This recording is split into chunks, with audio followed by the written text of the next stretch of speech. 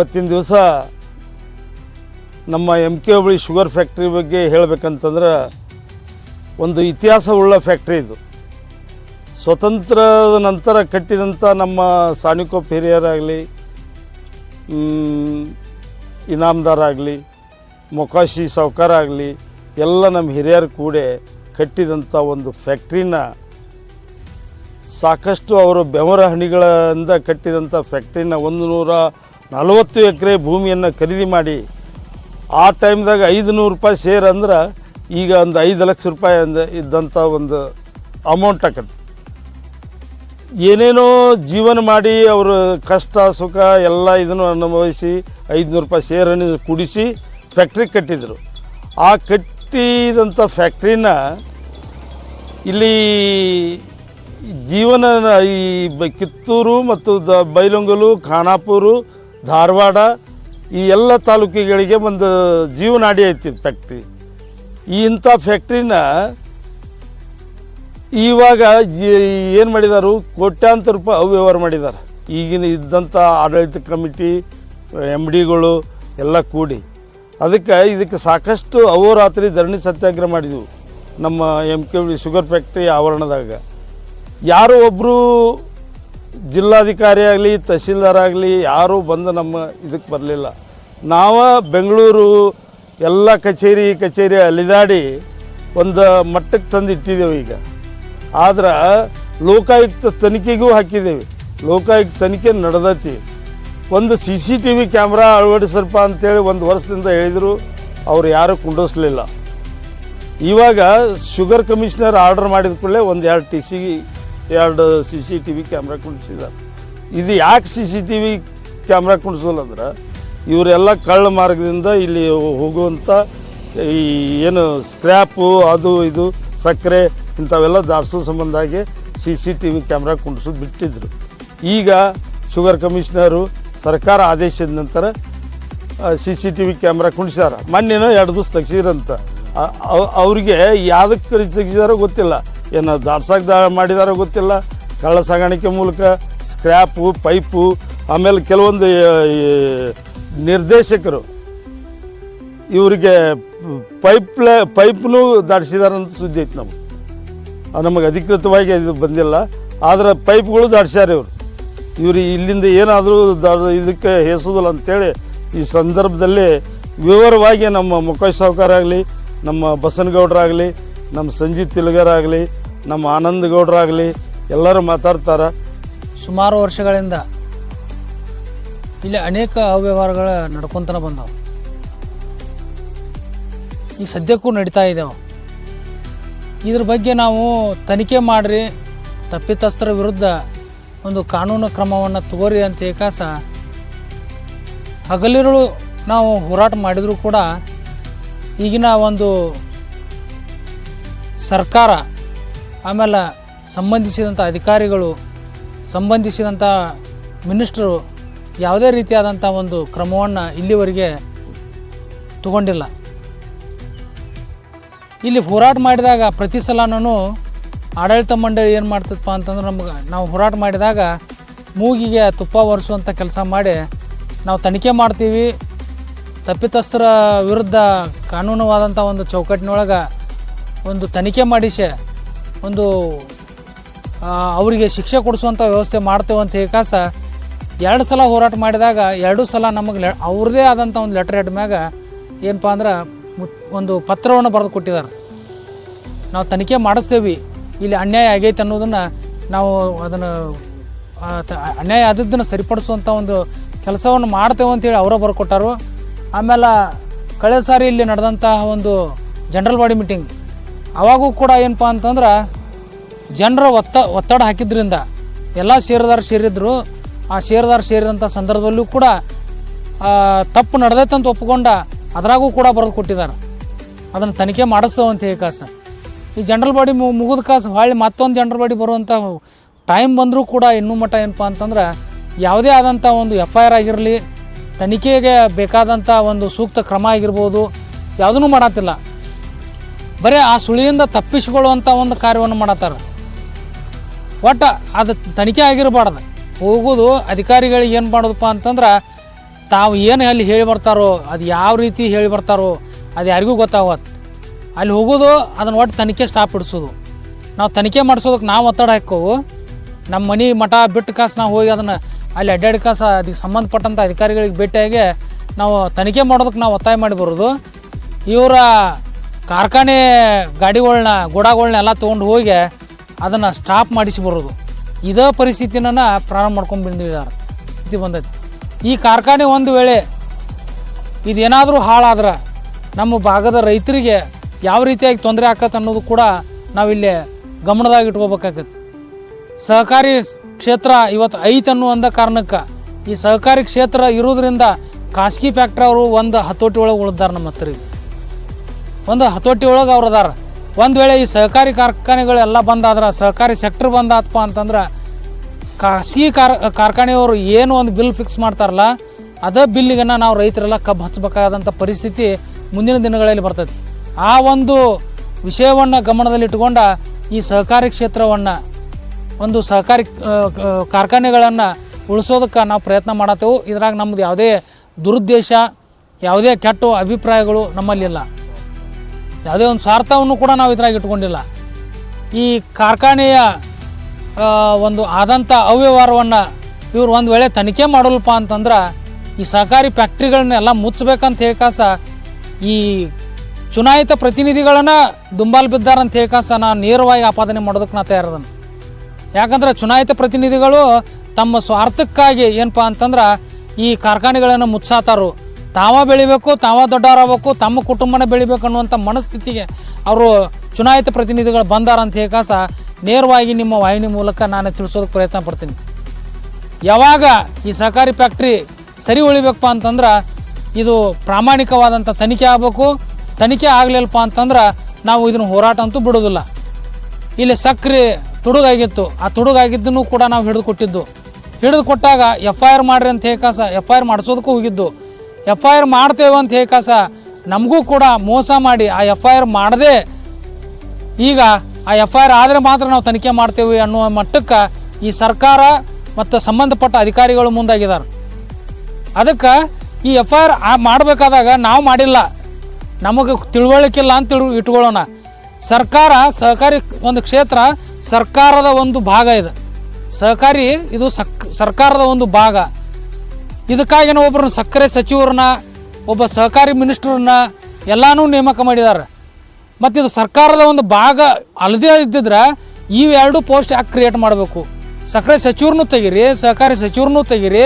ಆ ಸಹಕಾರಿ ಯಾವ್ಯಾವ ಇಲಾಖೆಗಳದಲ್ಲ, DR ಆಗಿರ್ಬೋದು, AR ಆಗಿರ್ಬೋದು, ಇವನ್ನೆಲ್ಲ ತೆಗೆದು ಹಾಕಿ ಕಾಸ ಏನು ಅವ್ರಿಗೆ ಬಂದಂಗೆ ಈಗ ಏನು ಚುನಾಯಿತ ಪ್ರತಿನಿಧಿಗಳಾರಲ್ಲ ಅವ್ರಿಗೆ ಹೆಂಗೆ ತಿಳಿದ ತಂಗ ಒಂದು ಸರ್ಕಾರ ನಡೆಸುವಂಥ ಹೋಗ್ಬೇಕಂತ ಹೇಕಾಸ ನಾ ಹೇಳೋದಕ್ಕೆ ಇಷ್ಟಪಡ್ತೀನಿ.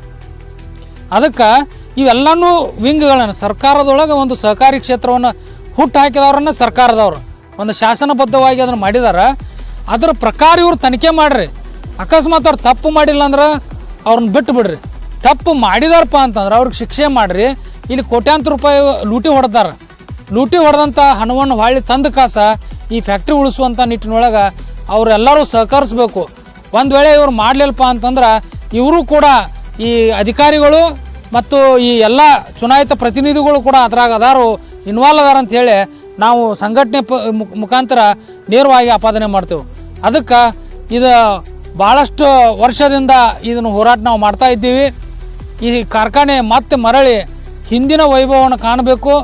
ಒಳ್ಳೆಯ ರೀತಿಯಾದಂಥ ಒಂದು ಕ್ರಷಿಂಗನ್ನು ಮಾಡಬೇಕು. ಇಲ್ಲಿರುವಂಥ ರೈತರಿಗೆ, ಕಾರ್ಮಿಕರಿಗೆ ಒಳ್ಳೆಯ ಒಂದು ಉದ್ಯೋಗದ ಅವಕಾಶವನ್ನು ಇದು ಕೊಟ್ಟೈತಿ, ಮುಂದೆ ಇದು ಕೊಡಬೇಕನ್ನೋ ಒಂದು ಉದ್ದೇಶ ನಮಗೈತಿ. ಅದಕ್ಕಾಗಿ ದಯಮಾಡಿ ನಿಮ್ಮ ವಾಹಿನಿ ಮೂಲಕ ನಾವೇನು ಕೇಳ್ಕೊತಾ ಇದ್ದೀನಪ್ಪ ಅಂದ್ರೆ ಎಲ್ಲ ಇಲಾಖೆ ಮತ್ತು ಅಧಿಕಾರಿಗಳು ಅಥವಾ ಜನಪ್ರತಿನಿಧಿಗಳು ಪ್ರಾಮಾಣಿಕವಾಗಿ ತನಿಖೆ ಮಾಡಿಸ್ಬೇಕಂತೇಳಿ ಅವರಲ್ಲಿ ಮತ್ತೊಮ್ಮೆ ಕೇಳ್ಕೊಳ್ತಾ ಇದ್ದೀವಿ.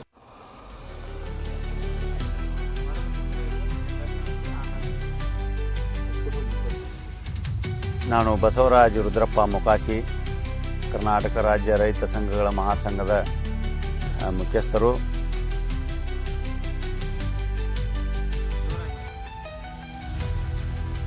ಈಗಾಗಲೇ ನಮ್ಮ ಮಲಪ್ರಭಾ ಸಕ್ಕರೆ ಕಾರ್ಖಾನೆಯಲ್ಲಿ ನಡೆದಿರುವಂಥ ಭ್ರಷ್ಟಾಚಾರದ ಬಗ್ಗೆ ಸಾಕಷ್ಟು ಹೋರಾಟ ಮಾಡಿದ್ದೀವಿ. ಮತ್ತು ಇಲ್ಲಿ ರಿಕವರಿ ಕಡಿಮೆ ತೋರಿಸಿ ಹೆಚ್ಚಿಗೆ ಬಂದಿರುವಂಥ ಸಕ್ಕರೆಯನ್ನು ಕಳ್ಳ ಮಾರ್ಗಗಳಿಂದ ಮಾರಾಟ ಮಾಡಿದ್ದು ಕಂಡು ಬಂದಿದೆ. ಅದಕ್ಕೆ ಈಗಿನ ಆಡಳಿತ ಮಂಡಳಿ ಹಾಗೂ ವ್ಯವಸ್ಥಾಪಕ ನಿರ್ದೇಶಕರು ತಮ್ಮ ಆಡಳಿತ ಪತ್ರಿಕೆಯಲ್ಲೇ ಪ್ರಿಂಟ್ ಮಾಡಿದ್ದಾರೆ. ಈ ರೀತಿಯ ವ್ಯವಹಾರ ಆಗೈತಿ, ಇಂಥವ್ರಿಂದ ಆಗೈತಿ ಅನ್ನೋದನ್ನು ಅವರೇ ಪ್ರಿಂಟ್ ಮಾಡಿದಾರು. ಅದ್ರ ಮೇಲೆ ತನಿಖೆ ಮಾಡಿರಿ ಅಂತೇಳಿ ನಾವು ಸರ್ಕಾರಕ್ಕೆ ಹಾಗೂ ಅಧಿಕಾರಿಗಳಿಗೆ ಒತ್ತಾಯ ಮಾಡ್ತಾನೇ ಇದ್ದೀವಿ. ಇಲ್ಲಿವರೆಗೆ ಯಾವುದೇ ತನಿಖೆ ಆಗಲಿಲ್ಲ. ಅದಕ್ಕೆ ನಾವು ಅಹೋರಾತ್ರಿ ಅನಿರ್ದಿಷ್ಟ ಅವಧಿಯ ಧರಣಿ ಸತ್ಯಾಗ್ರಹವನ್ನು ಹೂಡಿಕೊಂಡಾಗ ಈ ಆಡಳಿತ ಮಂಡಳಿಯವರು ಹಾಗೂ ಈಗಿನ ವ್ಯವಸ್ಥಾಪಕ ನಿರ್ದೇಶಕರು ನಾನು ಇದನ್ನೆಲ್ಲ ತನಿಖೆ ಮಾಡಿ ಇದ್ರ ಮೇಲೆ ಯಾರ್ಯಾರು ತಪ್ಪಿತಸ್ಥರಿದಾರೋ ಅವ್ರ ಮೇಲೆ ನಾವು ಕಂಪ್ಲೇಂಟ್ ಮಾಡ್ತೇವೆ ನಮಗೆ ವಚನ ಕೊಟ್ಟರು ಅವರು. ಆವಾಗ ನಾವು ನಮ್ಮ ಧರಣಿಯನ್ನು ಹಿಂದೆ ಆಮೇಲೆ ಒಂದು 3 ತಿಂಗಳು ಅವ್ರು ನಾವೀಗ ಎಲ್ಲರಿಗೂ ನೋಟಿಸ್ ಕೊಟ್ಟಿದ್ದೀವಿ. ಅವ್ರು ಇನ್ನೂ ಹಾಜರಾಗಲಿಲ್ಲ ಅಂದ್ರೆ ಅವ್ರ ಮೇಲೆ ನಾವು ಕ್ರಿಮಿನಲ್ ಕೇಸ್ ದಾಖಲೆ ಮಾಡ್ತೇವೆ ಅಂದರು. ಆಮೇಲೆ 3 ತಿಂಗಳಾತಿ 4 ತಿಂಗಳಾತಿ 5 ತಿಂಗಳಾತಿ ಮತ್ತು ಅವ್ರು ಏನೋ ಅದ್ರ ಬಗ್ಗೆ ಯಾವುದೇ ಥರದ ಕ್ರಮ ತಗೊಳ್ಳಿಲ್ಲ.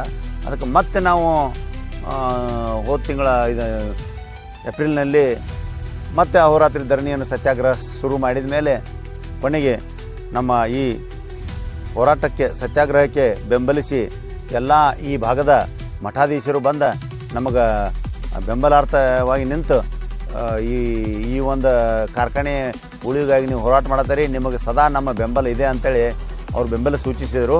ಅವರು ಬಂದ ಸಂದರ್ಭದೊಳಗೆ ಈ ವ್ಯವಸ್ಥಾಪನಾ ನಿರ್ದೇಶಕರು ಹಾಗೂ ಅಧ್ಯಕ್ಷರು ಇಲ್ಲ ಅವರು ಕೇಳೋದು ಸರಿ ಐತಿ, ಅವ್ರು ಏನು ಕೇಳ್ತಾರೋ ಅದನ್ನೆಲ್ಲ ನಾವು ಕೊಡ್ತೇವೆ, ಮತ್ತು ಏನು ಕಂಪ್ಲೇಂಟ್ ಯಾರ ಮೇಲೆ ಕಂಪ್ಲೇಂಟ್ ಮಾಡಬೇಕಾಗಿತ್ತು ತಪ್ಪಿತಸ್ಥ ಮೊದಲಿನ ಎಮ್ ಡಿ ಹಾಗೂ ಮೊದಲಿನ ಸಿಬ್ಬಂದಿಗಳ ಮೇಲೆ ನಾವು ಕೇಸ್ ಹಾಕ್ತೇವೆ ಅಂತೇಳಿ ನಮಗೆ ಮಾತು ಕೊಟ್ಟ ಮೇಲೆ ನಾವು 20 ದಿವಸದ ನಂತರ ನಾವು ಮತ್ತೆ ನಮ್ಮ ಧರಣಿಯನ್ನು ಹಿಂದೆ ತಗೊಂಡ ಮೇಲೆ ಮತ್ತೆ ಇವರು ನಮಗೆ ಮೋಸ ಮಾಡಿದರು. ಯಾಕಂದ್ರೆ ಆ ಸ್ವಾಮಿಗಳ ಮುಂದೆ ವಚನ ಕೊಟ್ಟಗಾರ ಅದರಲ್ಲೂ ವಚನ ಭ್ರಷ್ಟರಾದರು. ಮತ್ತು ಯಾವುದೇ ಕಂಪ್ಲೇಂಟ್ ತೊಗೊಳ್ಳಿಲ್ಲ, ಯಾವುದೂ ಕಂಪ್ಲೇಂಟು ಕೊಡಲೇ ಇಲ್ಲ. ಅದಕ್ಕೆ ನಾವು ಹೋಗಿ ಲೋಕಾಯುಕ್ತ ತನಿಖೆ ಮಾಡಬೇಕು ಅಂತೇಳಿ ರಾಜ್ಯ ಸರ್ಕಾರವನ್ನು ಒತ್ತಾಯಿಸಿದ ಮೇಲೆ ಈಗ ಸದ್ಯ ಲೋಕಾಯುಕ್ತ ತನಿಖೆ ನಡೀತಾ ಇದೆ.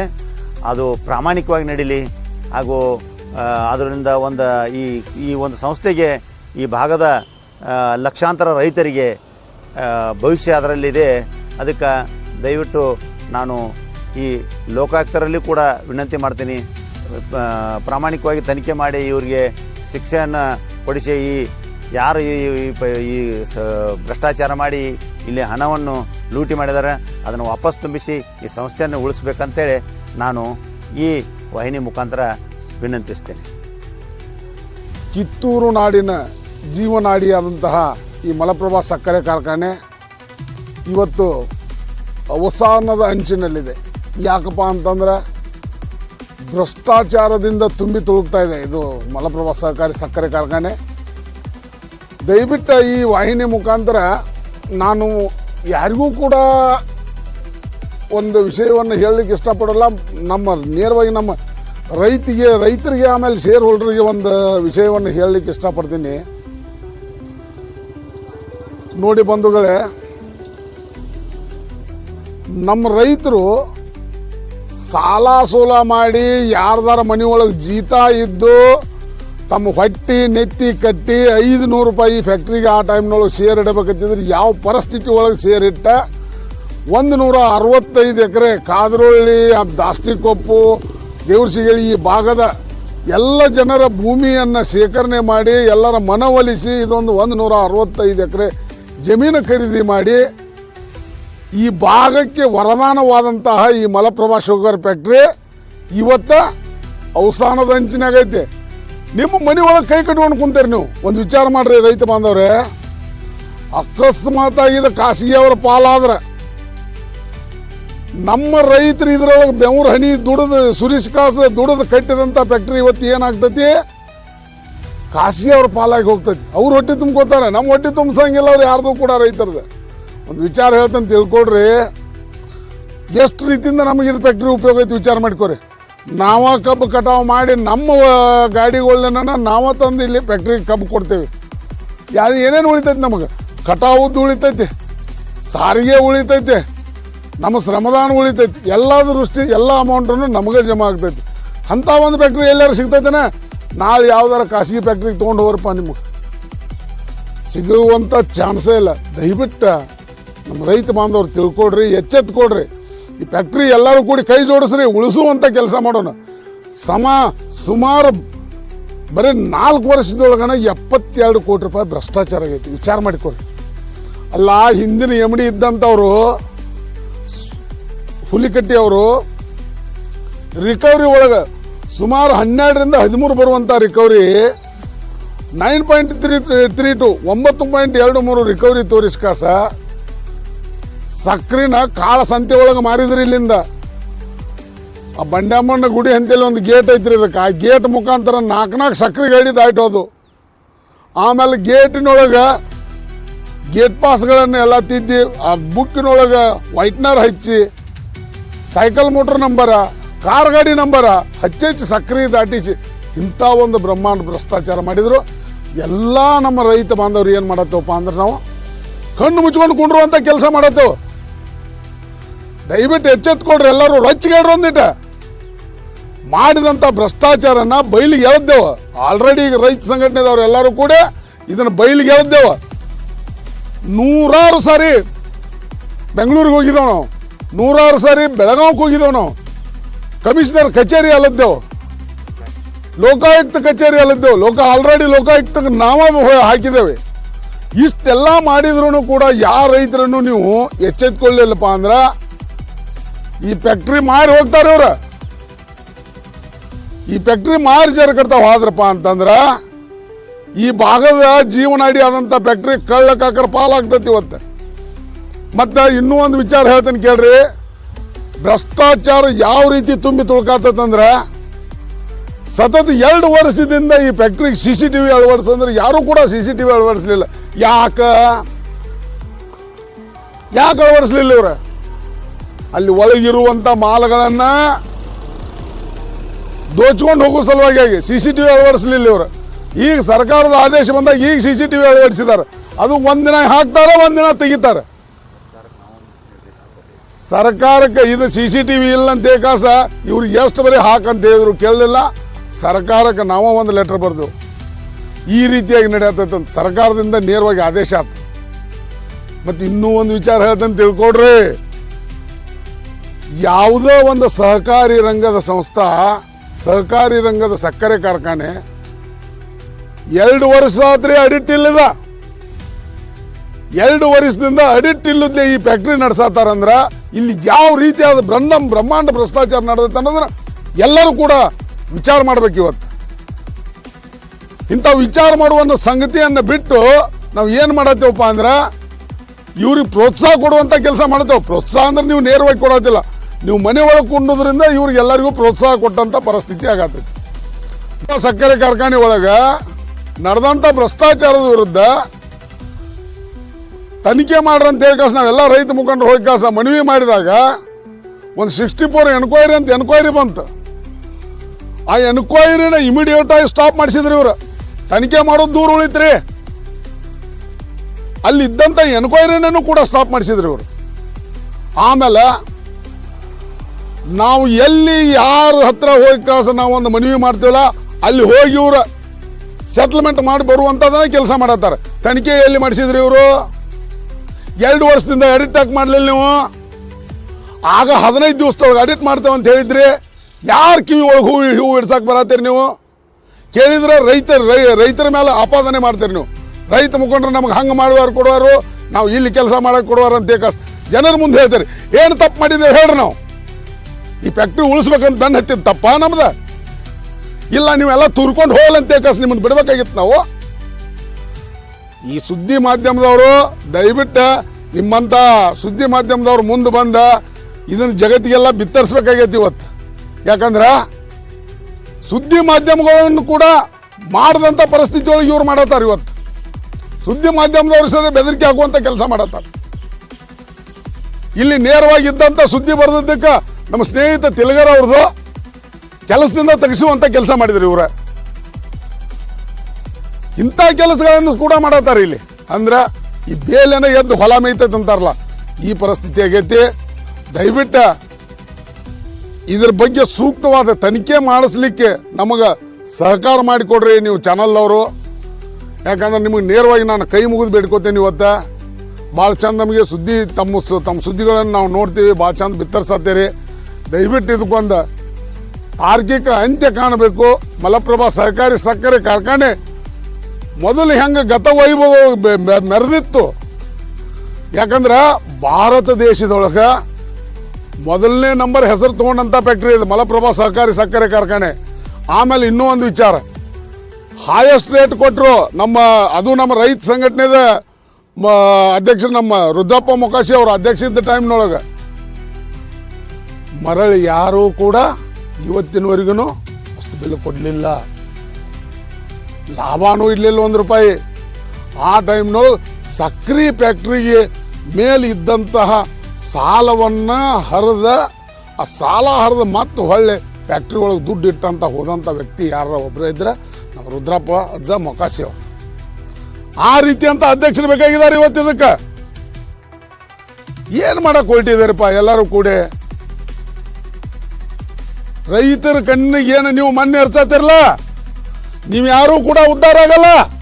ರೈತರು ಏನು ಕಣ್ಣ ನೀರು ಆಸೆ ಹಾಕ್ಸತ್ತಿರಲ್ಲ. ನೀವು ಈ ಫ್ಯಾಕ್ಟ್ರಿ ಗತಿಗೆ ಬಡಿಬೇಕಂತ ಕುಂತೇರೆ ನೀವು ಯಾರೂ ಕೂಡ ಉದ್ಧಾರ ಆಗೋದಿಲ್ಲ.